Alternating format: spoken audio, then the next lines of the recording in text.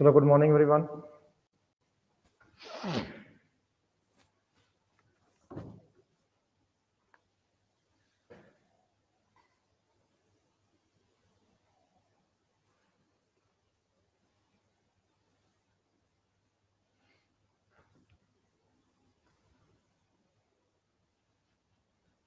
Good morning everyone.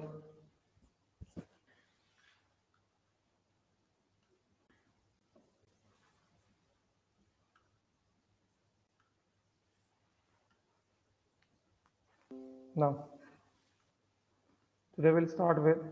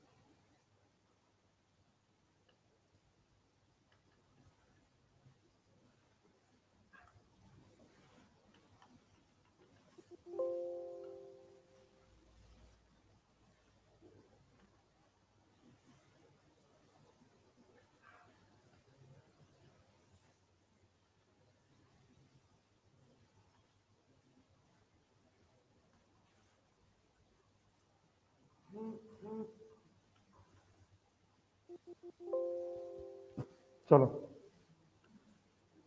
we'll start with laws of. Simple है ये, इसमें जैसे बता रहा हूं बस वैसे ही करना है। Chemical combination, law of chemical combination, समझे क्या? अब मैं स्पीड बढ़ाऊंगा, बहुत धीमे पढ़ा लिया मोल कंसेप्ट, अब समझ में आ भी गया होगा मोल कंसेप्ट सबको। तो लॉज ऑफ कॉम्बिनेशन में हमारे पास 4 लॉज है। There are 4 laws. पहला है law of conservation of mass, दूसरा रहेगा law of constant composition,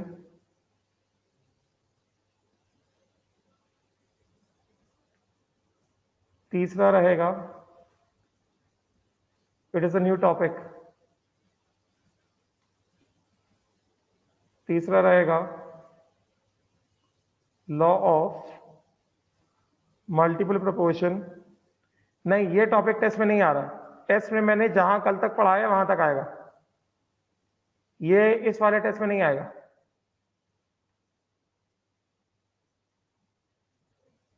law of multiple proportions and चौथा होगा law of reciprocal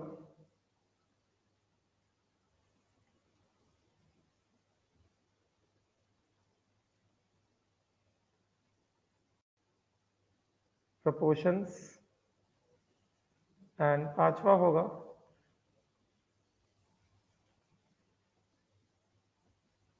Avogadro law. ये 5 लॉ हमें पढ़ने: law of conservation of mass, law of constant composition, law of multiple proportion, law of reciprocal proportion and Avogadro law. जल्दी लिखो।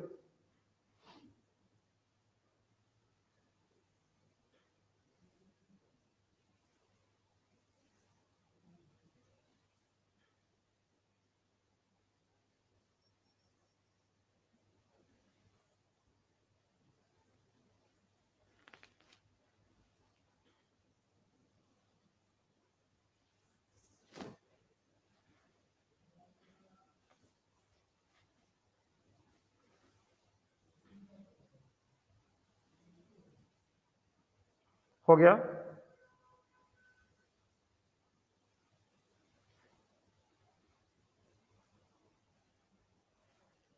हुआ क्या?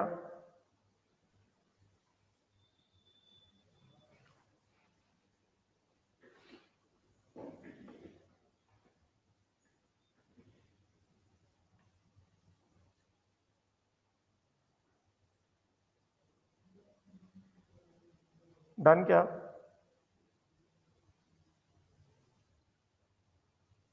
Page change कर दूं? पेज चेंज कर दूं? Animal still writing? Animal still writing? चलो, नाउ वी हैव फर्स्ट लेते हैं, फर्स्ट लेता हूं law of conservation of mass. Law of conservation of मास। थोड़ा जल्दी लिखिए, 4 लाइन लिखने में कितना टाइम लगता है? लॉ ऑफ कंजर्वेशन ऑफ मास, ये तो बहुत बेसिक सा लॉ है, हमने जूनियर क्लासेस में भी पढ़ा हुआ है।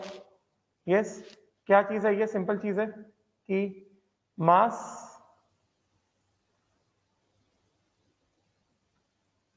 हमें पता है कि mass cannot be created nor it can be destroyed. यही है ना? मास को हम क्रिएट नहीं कर सकते, मास को हम डिस्ट्रॉय नहीं कर सकते। तो इसका मतलब क्या हुआ? इसका मतलब ये हुआ कि total mass in a chemical reaction is conserved. Total mass in a chemical reaction is conserved. Therefore, according to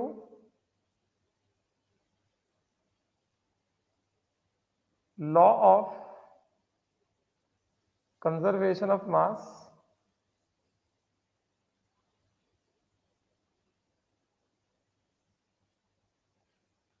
law of conservation of मास के हिसाब से हमें क्या पता चलेगा? Total mass of reactant taken, total mass of reactant taken is equal to total mass of product formed plus mass of any reactant, mass of any reactant which is left unused, या फिर सीधा सीधा mass of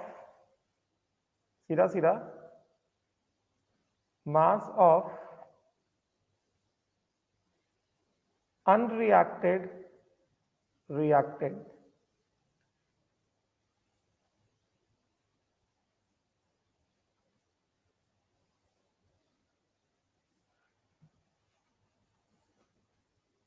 Yes, similar like law of conservation of energy. According to law of conservation of mass, total mass of reactant taken is equal to total mass of product formed. Total mass of reactant taken is equal to, हाँ मैं वही कर रहा हूँ, पढ़ रहा हूँ.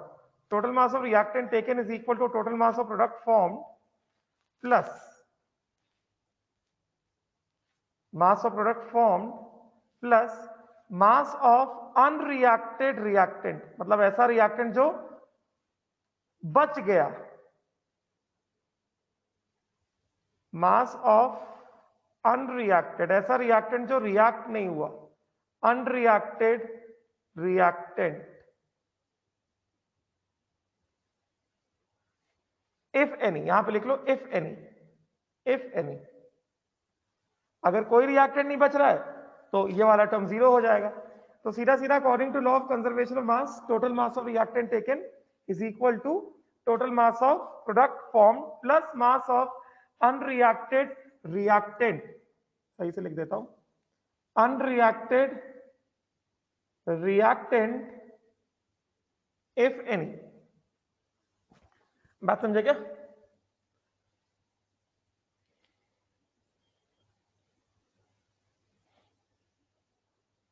बात समझे क्या? लिखो जल्दी से, फिर 2 क्वेश्चन कराता हूं, फिर आगे बढ़ते हैं.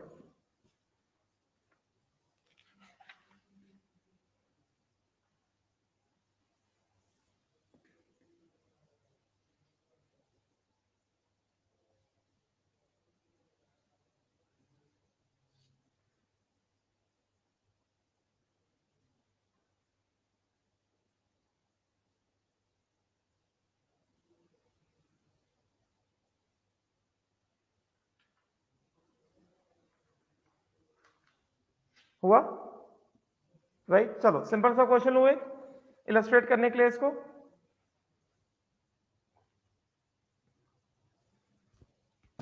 क्वेश्चन हुए, हो गया सबका लिख के? सबका लिख के हुआ क्या?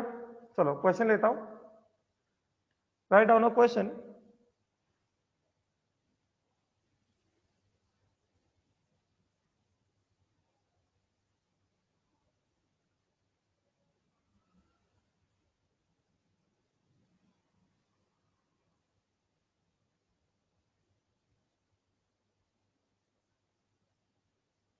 ठीक, तुमने जो जूनियर क्लास में पढ़ा वही रिएक्शन दे रहा हूं। और simple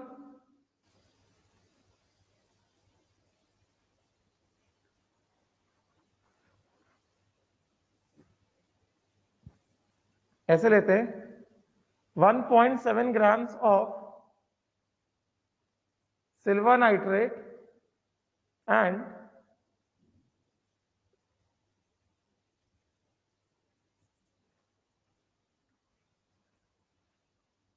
1.7 grams of silver nitrate is dissolved in 100 grams of water.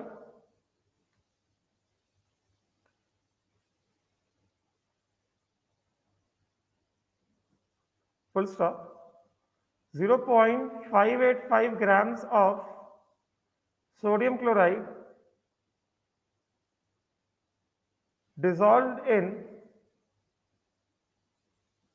100 grams, या इतना ये सब नहीं, सीधा सीधा सवाल देता हूं। 1.7 grams of silver nitrate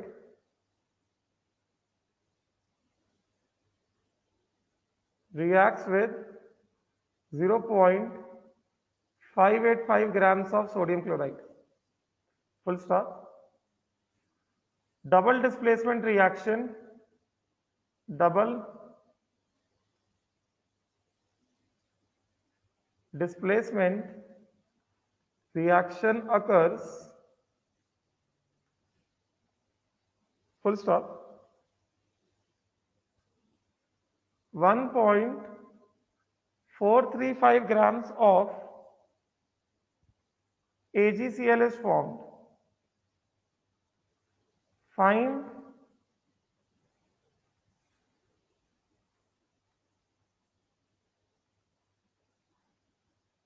the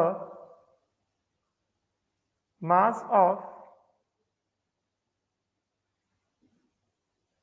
NaNO3 obtained. यहां पे लिखो 1.7 grams of AgNO3 reacts completely, reacts completely, ये completely लिखा है, reacts completely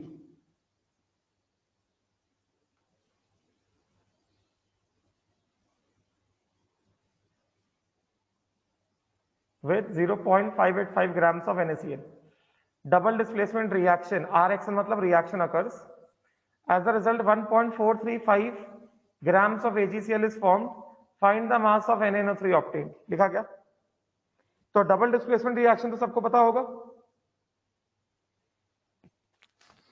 double displacement reaction तो सबको पता होगा। क्वेश्चन लिखा गया? क्वेश्चन लिखा गया? पेज चेंज कर दूं? पेज चेंज कर दूं? चलो, तो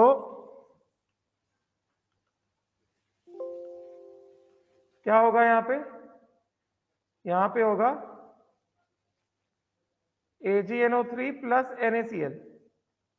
ये क्या दे रहा है? AgCl प्लस NaNO3, यही होगा ना? डबल डिस्प्लेसमेंट रिएक्शन पढ़ा है ना सबने ये जूनियर क्लास में कि नहीं पढ़ा है? डबल डिस्प्लेसमेंट रिएक्शन ये तो सबने पढ़ा होगा, यस नॉट? इसमें AgNO3 कितना लेकर आए? ये लेकर आए 1.7 ग्राम्स। NaCl कितना लेकर आए? 0.585 585 grams.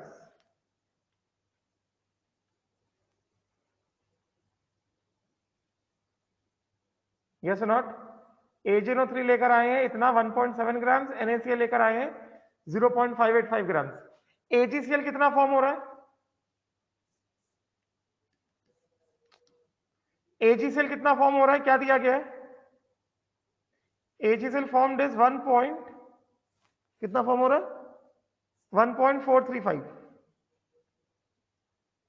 AgCl formed is 1.435 grams. What is the mass of NaNO3 obtained? निकाल सकते हैं हम लोग कि नहीं निकाल सकते? क्या करेंगे? यूजिंग, क्या किया जाएगा? Using law of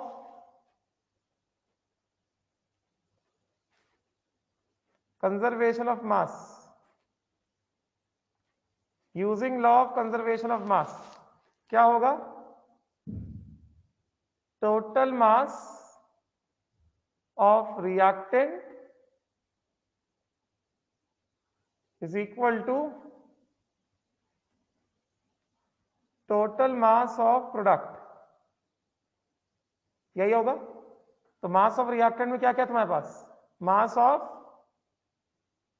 AgNO3 plus mass of NaCl. Yes, is equal to कितना?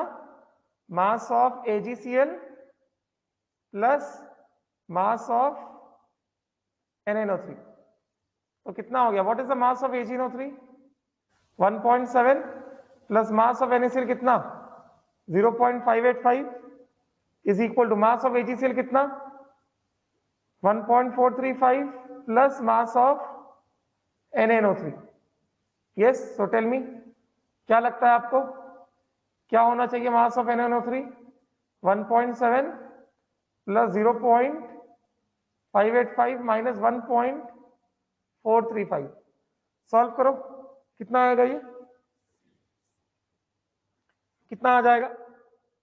0. कितना आ जाएगा? 1.7 प्लस 0.585 माइनस 1.435 कितना आएगा? ये 0.85 ग्राम्स आएगा कि नहीं आएगा? बोलो. This is the mass of NaNO3. This is the mass of NaNO3.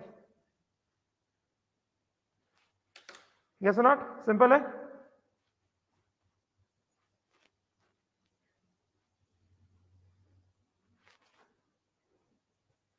Simple है ये.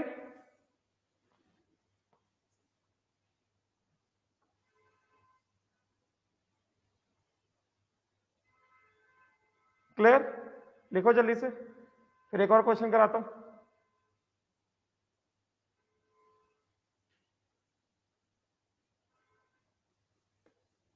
देखो लास्ट स्लाइड.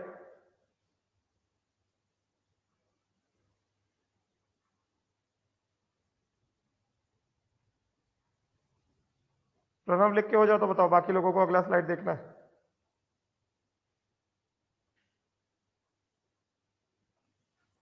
लिखो जल्दी से.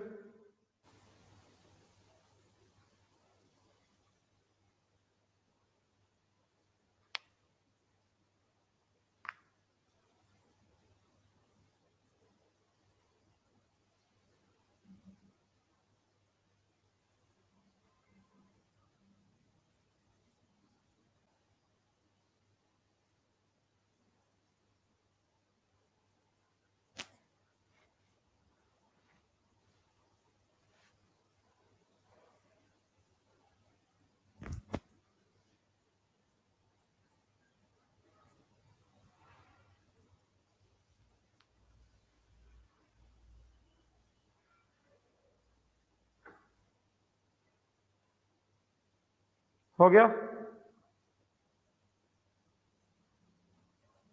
हुआ क्या?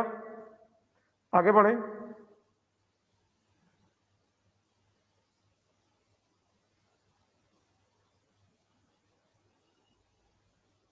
आगे बढ़ जाएं.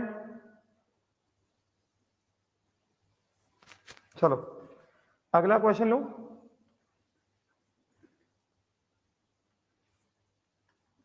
अगला क्वेश्चन, फिर इसका एक ट्रिक बताऊंगा कि कैसे पहचानना है कि लॉ ऑफ कंजर्वेशन ऑफ मास लग रहा है कि नहीं लग रहा है।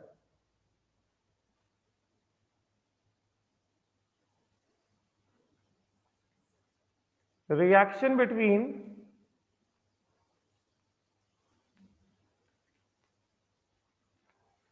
NaHCO3 and acetic acid gives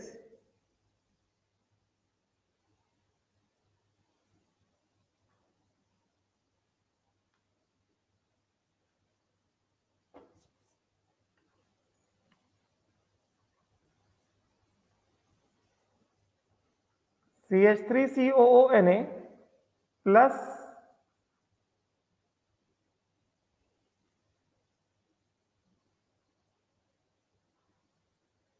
H2O plus CO2. Yes, CO2 is obtained as a gas, तो ये इवॉल्व हो जाता है। थोड़ा पास पास लिखता हूं। रिएक्शन बिटवीन NaHCO, मैं रिएक्शन लिख कर दे रहा हूं तुम्हें, उसकी तुम्हें चिंता करने की जरूरत नहीं। Plus CH3COOH, this gives CH3COONA plus CH3COONA is a solid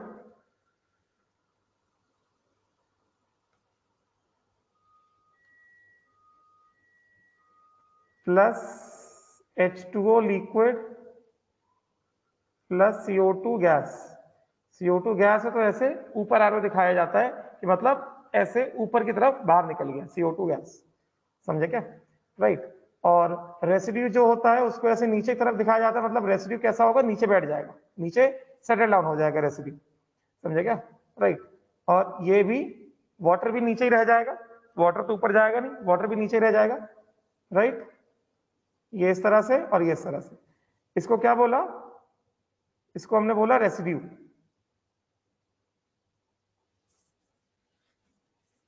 ये सुनो, इसको हमने क्या बोल दिया? इसको हमने बोल दिया residue.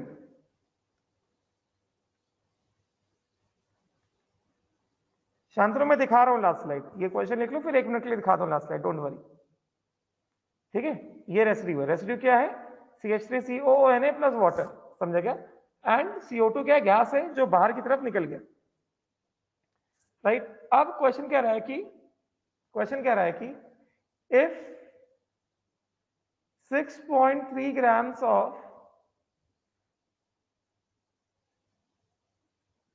NaHCO3 are added to reaction है NaHCO3 plus CH3COOH gives CH3COONA plus H2O plus CO2। CH3COONA solid है, H2O लिक्विड है, तो सॉलिड और लिक्विड तो नीचे रह जाएंगे, सॉलिड और लिक्विड तो दोनों नीचे रह जाएंगे। और CO2 गैस है, जी दिखा है ना, CO2 गैस है, तो गैस क्या होगा? ऊपर की तरफ एस्केप कर जाएगा। गैस क्या होगा? ऊपर की तरफ एस्केप कर जाएगा, बाहर निकल जाएगा। और ये मैंने क्या लिखा है? CH3COONA और वाटर को एक साथ, क्या लिखा मैंने? CH3COONA और वाटर को एक साथ मैंने लिखा रेसिड्यू। तो क्वेश्चन कह रहा है कि if 6.3 grams of NaHCO3 are added to 15 grams of CH3COOH full stop, the residue is found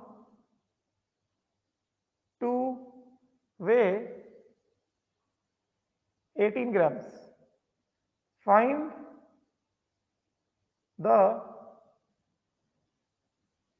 mass of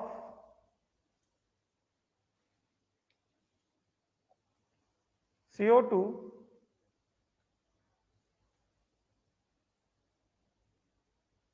released in the reaction. Simple सा क्वेश्चन है, लिखो क्वेश्चन। फिर शांतनु कह रहा था लास्ट स्लाइड,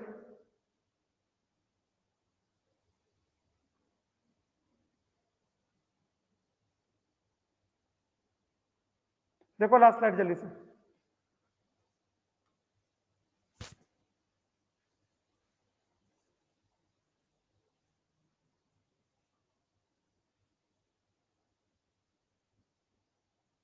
इससे पहले का देखो,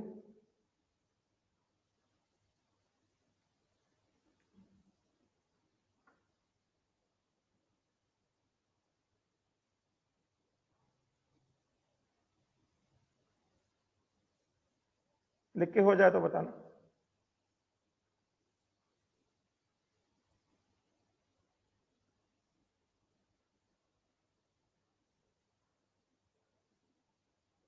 हो गया? चलो लिखो जल्दी से, क्वेश्चन लिखो एंड सॉल्व करिए।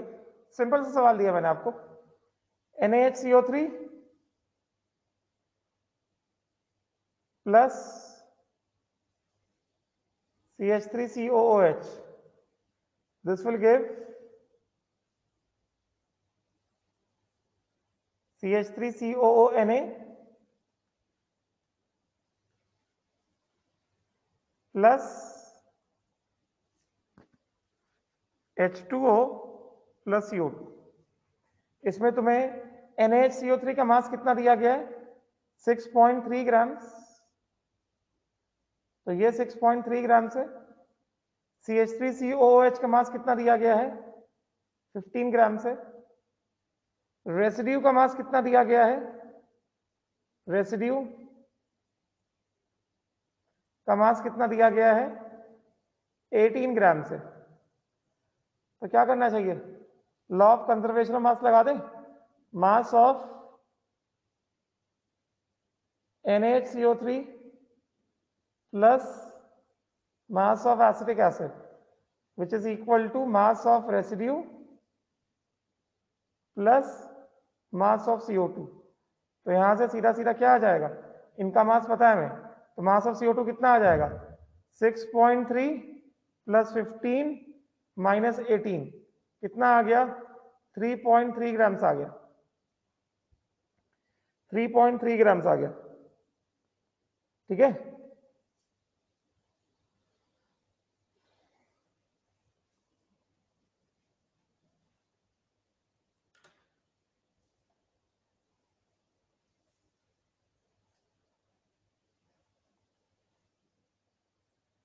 क्लियर? लिखो जल्दी से, फिर एक ट्रिक बताता हूं।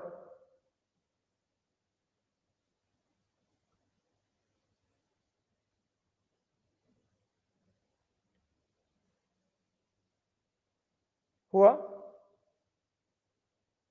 हो गया?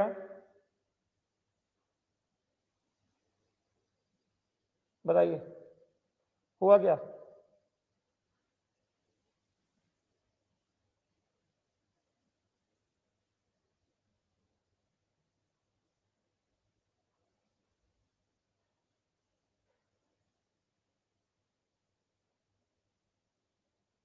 डन?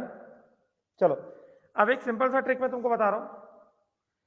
सिंपल सा ट्रिक है, कभी कभार कैसा होता है क्वेश्चन में स्टेटमेंट दे दिया जाता है कि एक रिएक्शन कराया, इतना रिएक्टेंट लिया, इतना प्रोडक्ट ऑब्टेन हुआ। The above statement illustrates the law of, पहला law of conservation of mass, law of constant composition, law of multiple proportions, law of reciprocal proportion and so on. इस तरह से होता है क्वेश्चन में। कैसे दिया जाता है? तुमको कोई स्टेटमेंट दे दिया जाएगा और उस स्टेटमेंट को पढ़ के तुमको पहचानना होगा कि ये स्टेटमेंट किस लॉ के बारे में बात कर रहा है। समझे क्या? तुमको स्टेटमेंट पढ़ के पहचानना होगा कि ये स्टेटमेंट जो है किस लॉ के बारे में बात कर रहा है। समझे क्या? गेटिंग? ऐसा सवाल आता है तुम्हारे एग्जाम में। तो सीधा सीधा सीधा ट्रिक बता रहा हूं, अगर क्वेश्चन के स्टेटमेंट में तुमको केमिकल रिएक्शन दिया गया हो और उस केमिकल रिएक्शन में सभी रिएक्टेंट्स और सभी प्रोडक्ट्स के मास दिए गए होंगे। तो 100% वो statement law of conservation of मास की बात कर रहा है। बात समझे? फिर से बोलता हूं, अगर क्वेश्चन के किसी स्टेटमेंट में तुमको केमिकल, सबसे पहली बात केमिकल रिएक्शन दिया होना चाहिए। सबसे पहली बात क्या? केमिकल रिएक्शन दिया होना चाहिए। अगर तुमको क्वेश्चन के किसी स्टेटमेंट में केमिकल रिएक्शन दिया गया है, पहली चीज, और उस केमिकल रिएक्शन में सभी रिएक्टेंट्स के मासेस एज वेल एज सभी प्रोडक्ट्स के मासेस दिए गए होंगे, गेटिंग ना, राइट? तो तुम क्या करोगे? तुम बस एक बार वेरीफाई करोगे कि क्या मास ऑफ रिएक्टेंट और मास ऑफ प्रोडक्ट बराबर है। तो 100% वो statement law of conservation of मास की बात कर रहा है। बात समझे? बात समझ में आई क्या? बात समझ में आई क्या? राइट? चलो, तो इसको मैं ऐसे लिख के बताता हूं, इसको लिख के बताता हूं, इंपॉर्टेंट।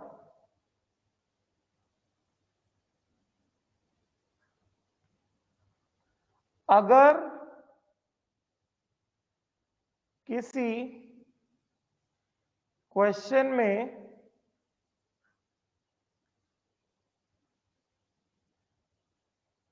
अगर किसी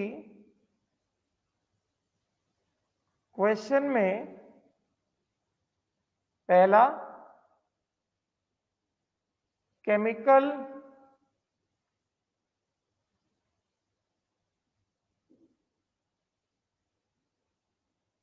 केमिकल रिएक्शन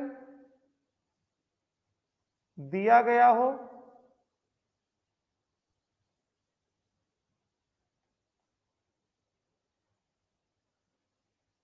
उसके बाद सभी रिएक्टेंट्स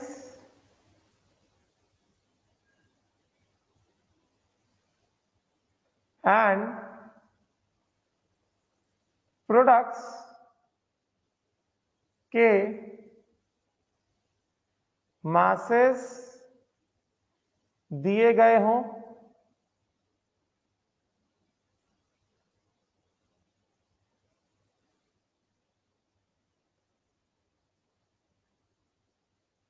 देन वो क्वेश्चन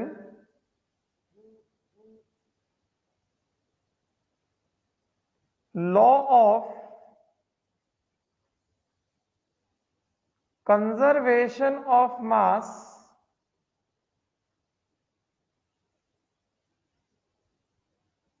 को इलस्ट्रेट कर रहा है, या कंजर्वेशन ऑफ मास को, ठीक है, इलस्ट्रेट कर रहा है, इलस्ट्रेट करेगा, कंजर्वेशन ऑफ मास को इलस्ट्रेट करेगा if mass of reactants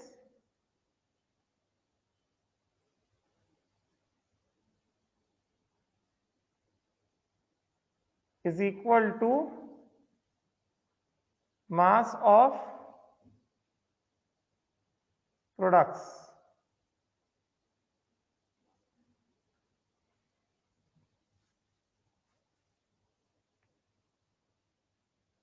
getting? तो ऐसा आता है कि तुमको कोई एक ऐसा क्वेश्चन दे दिया जाएगा कि मैं अभी एक ऐसे करवा देता हूं, तुमको एक स्टेटमेंट लिखा होगा कि सपोज करो in a reaction between A and B which gives C and D, 4 grams of A combines with 6 grams of B to give 5 grams of C and 5 grams of D. This statement illustrates, पहला option law of constant composition, दूसरा option law of conservation of mass, तीसरा option law of multiple proportions, चौथा option Avogadro's law. तो मैं उस समय का trick बता रहा हूं कि अगर तुमको क्वेश्चन में केमिकल रिएक्शन दिया गया है, सभी रिएक्टेंट्स और सभी प्रोडक्ट्स के मासेस दिए गए हैं, उस केस में वो question law of conservation of मास को कब इलस्ट्रेट करेगा? अगर मास ऑफ रिएक्टेंट्स और मास ऑफ प्रोडक्ट्स बराबर है तो। क्लियर? क्लियर हुआ? राइट? कोई डाउट है? कोई डाउट है?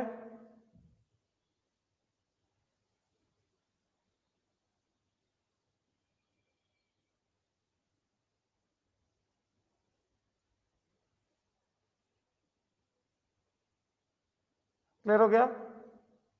राइट? चलो सिंपल सा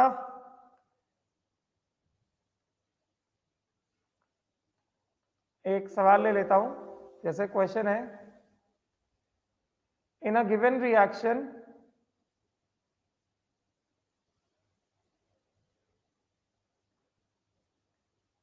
जैसे मैंने कहा तुम्हारे अंडरस्टैंडिंग के लिए, in a given reaction 4 grams of A, 4 gram A combines with 6 gram B to give, suppose करो 7 gram C and 3 grams D. This illustrates first law of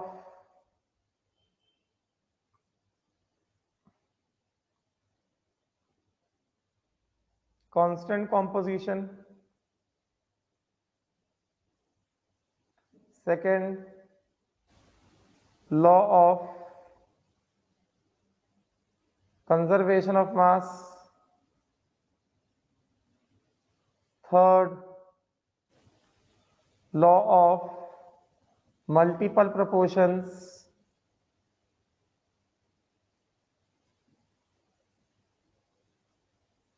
and fourth law of reciprocal proportions. Yes? तो सीधा सीधा दिख रहा है, question खुद कह रहा है, क्वेश्चन कहने की कोशिश कर रहा है कि ए और बी कंबाइन करके सी और डी दे रहे हैं। इलस्ट्रेट कर लो एक बार, ए और बी कंबाइन करके सी और डी दे रहे हैं। ये 4 ग्राम्स है, ये 6 ग्राम्स है, ये 7 ग्राम्स है और ये 3 ग्राम्स है। 4 + 6 10, 7 + 3 10, मतलब this illustrates the law of conservation of मास। ऐसे मैं बात कर रहा हूं, ठीक है?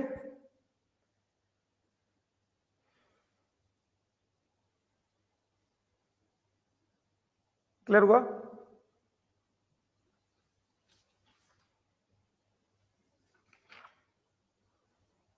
क्लियर हुआ? आगे बढ़े।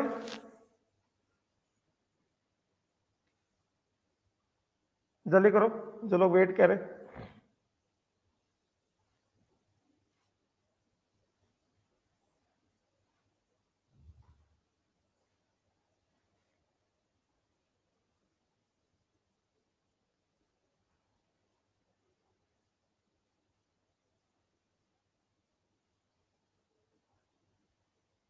अगर बोथ साइड मास डिफरेंट होगा तो फिर लॉ ऑफ कंजर्वेशन मास कैसे हो गया? अगर दोनों साइड मास डिफरेंट है तो फिर लॉ ऑफ कंजर्वेशन मास कैसे हुआ? नहीं हुआ ना? हुआ? चलो अगले लॉ में आते हैं हम लोग। अगले लॉ में आते हैं तो पहला हमने देखा law of conservation of mass. Second law में आते हैं,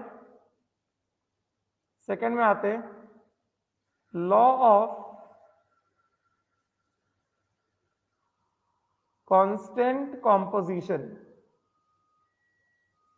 लॉ ऑफ कांस्टेंट कॉम्पोजिशन। चलो इसमें बात करेंगे। बहुत सिंपल है ये।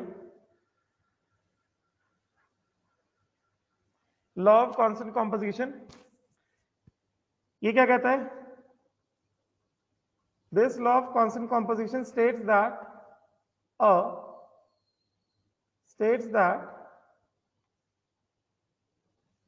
chemical compound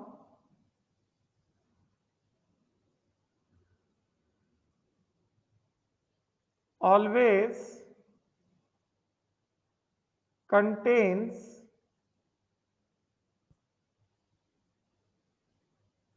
the same elements combined together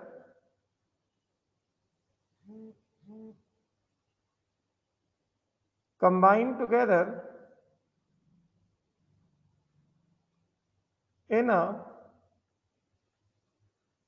fixed ratio by mass, irrespective of method of preparation. ये लिखो, फिर समझाता हूं। irrespective of method of preparation.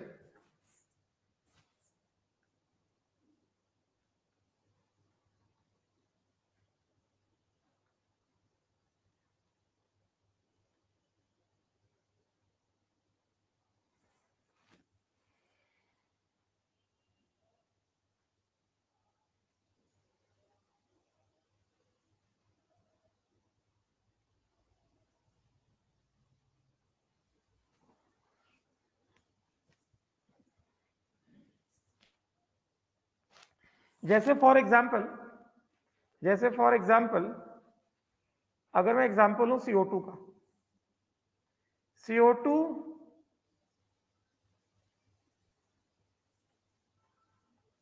का मैं एग्जाम्पल लूं। CO2 के पास क्या है? CO2 has 1 atom of carbon 12 plus 2 atoms of oxygen 16. Yes, CO2 का ग्राम मोलर मास क्या है? 12 plus 2 into 16 which is equal to 44 grams. Yes, तो CO2 में percentage by mass of carbon कितना हो गया? Percentage by mass of carbon in CO2 कितना हो गया? Mass of carbon upon gram molar mass of CO2 into 100। कितना mass of carbon है? 12 grams. What is the gram molar mass of CO2? 44 into 100। And percentage by mass of oxygen in CO2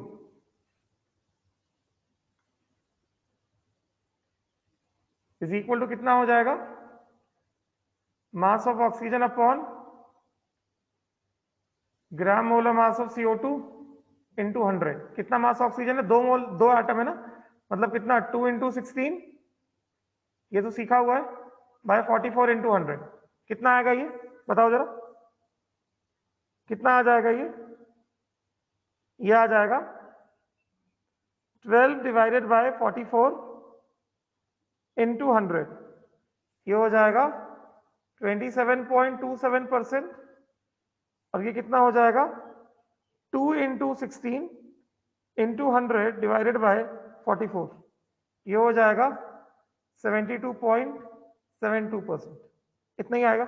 अब मेरी बात को सुनना ध्यान से, क्या कह रहे हैं? लॉ ऑफ कांस्टेंट कॉम्पोजिशन कहता है कि chemical compound always contain same element combined together in a fix ratio by mass irrespective of the method of preparation. Example लिया मैंने CO2। CO2 के पास एक एटम कार्बन का है, 2 एटम ऑक्सीजन के हैं। समझे क्या? इसमें percentage of mass of carbon कितना है? 27.27%। And percentage of mass of oxygen कितना है? 72.73%।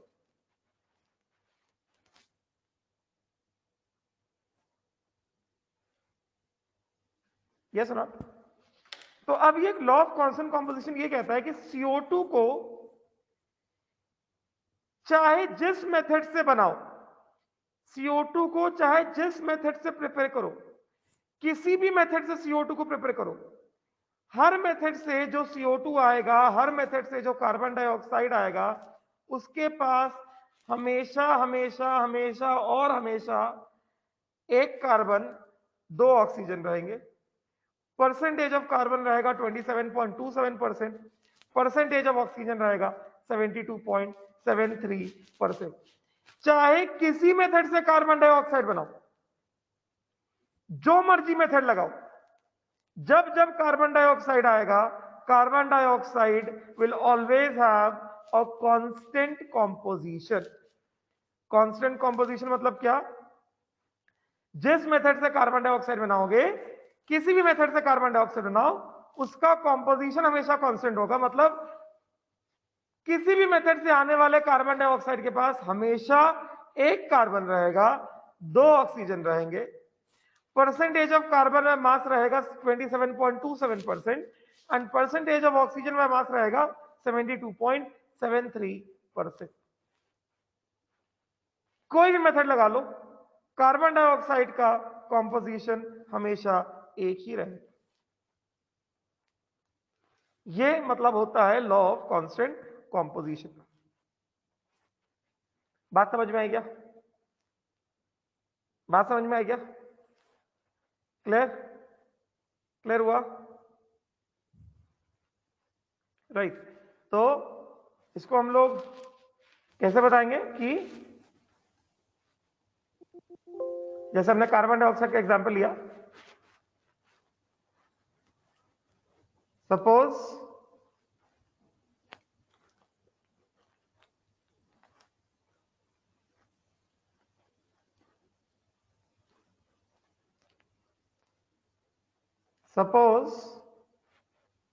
if we obtain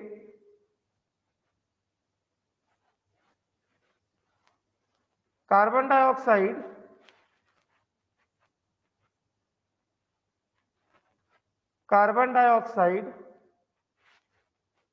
by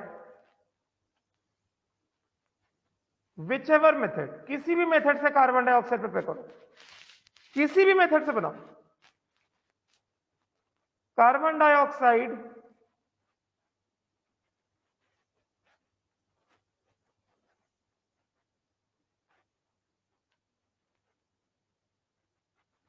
will always have a fixed composition. Carbon dioxide will always have a fixed composition. Fixed composition मतलब क्या? That is each CO2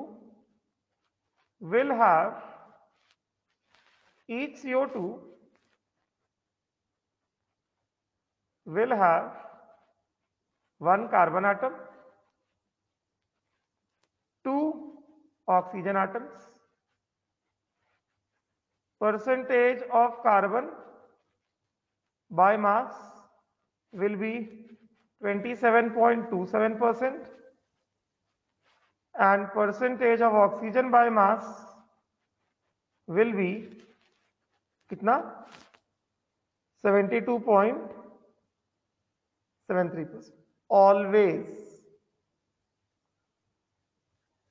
always ये चीज fixed है। बात समझे क्या? राइट। तो इसको कहते हैं लॉ ऑफ कांस्टेंट कॉम्पोजिशन। मतलब एक कंपाउंड चाहे जिस मर्जी मेथड से बना लो, उस कंपाउंड के पास हमेशा वही एलिमेंट्स होंगे। जैसे CO2 के पास हमेशा कार्बन और ऑक्सीजन ही होगा, और एक कार्बन और दो ऑक्सीजन होंगे हमेशा एक CO2 के पास। परसेंटेज ऑफ कार्बन में मास 27.27% होगा एंड परसेंटेज ऑफ ऑक्सीजन में मास 72.73% होगा। हमेशा हमेशा और हमेशा, चाहे जिस मर्जी मेथड से बना लो, किसी भी मेथड से बना लो, वो हमेशा सेम रहेगा। बात समझे क्या? इसको कहते हैं लॉ ऑफ कांस्टेंट कॉम्पोजिशन। इसको क्या कहते हैं? इसको कहते हैं लॉ ऑफ कांस्टेंट कॉम्पोजिशन। एक कंपाउंड को किसी भी मेथड से बनाओगे, उसका कॉम्पोजिशन चेंज नहीं होगा, हमेशा सेम रहेगा। Composition will always remain same. इसको कहा जाता है क्या? लॉ ऑफ कांस्टेंट कॉम्पोजिशन कहा जाता है। यस तो जैसे एग्जांपल के तौर पे मैंने यहां पे बताया, जैसे मेथड वन मैं ले लेता हूं CO2 बनाने के लिए। CO2 बनाने के लिए मैं मेथड वन ले लेता हूं, carbon plus oxygen give CO2। And method two में ले लेता हूं,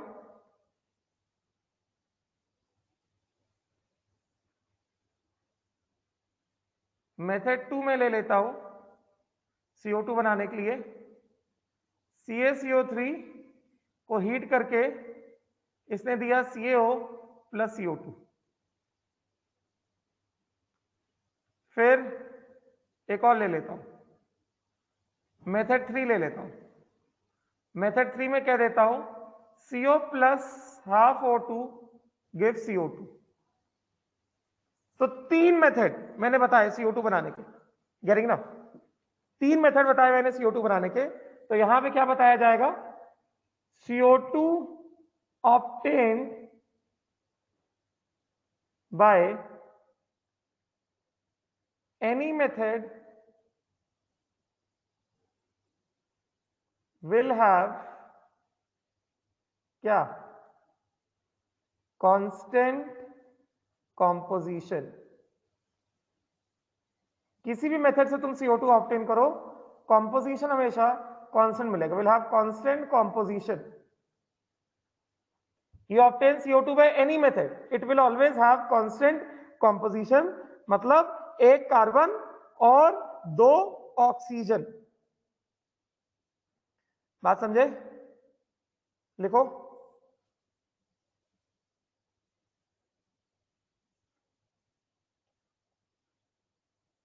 This is constant composition। constant composition।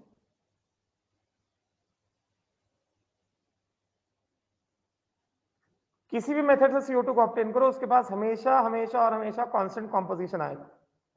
एक कार्बन होगा विच इज 27.27% बाय मास, और दो ऑक्सीजन होंगे which are 72.73% by mass.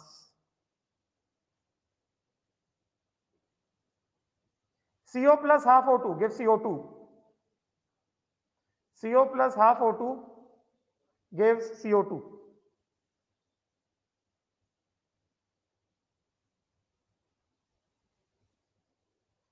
Method 3,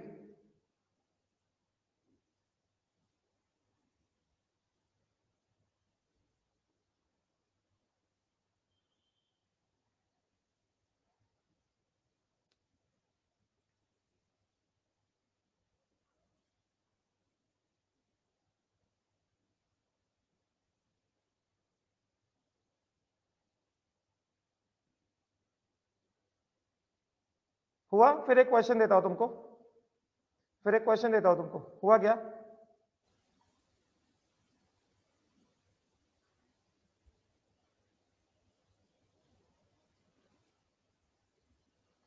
हो गया लिख के सबका?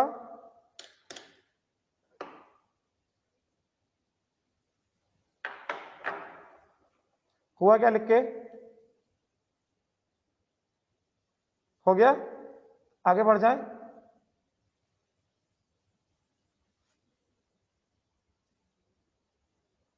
आगे बढ़ जाए क्या?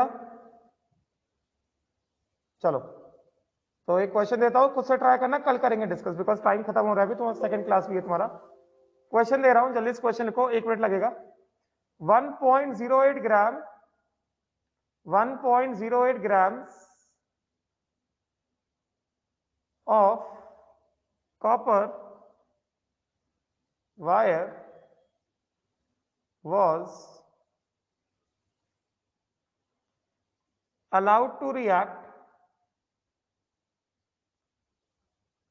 with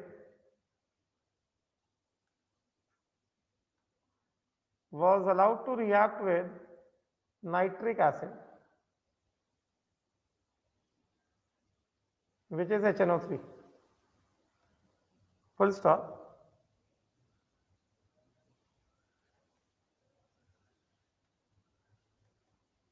It gave 1.35 gram of copper oxide, which is CuO. Full stop.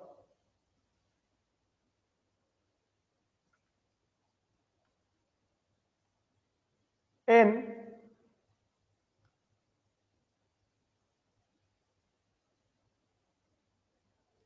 another experiment,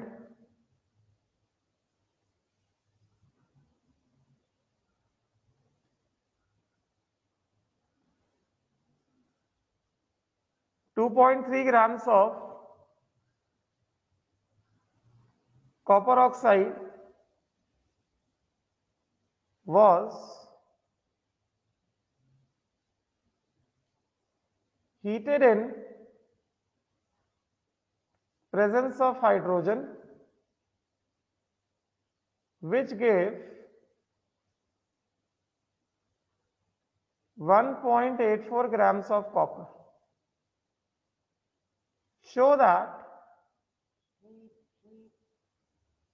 the above data illustrates the law of constant composition. लिख लो, फिर आज क्लास हो गया। मैंने बस 2 मिनट ज्यादा लिए, जबकि तुम लोग 5-6 मिनट देर से आते हो। लिख लो, इसका डिस्कशन हम कल करेंगे और फिर हम लोग कल आगे बढ़ेंगे अगले लॉ में। ठीक है, एक क्वेश्चन और दे दूं क्या? चलो ठीक है, बाद में देता हूं। ठीक, चलो, thank you, bye, take care.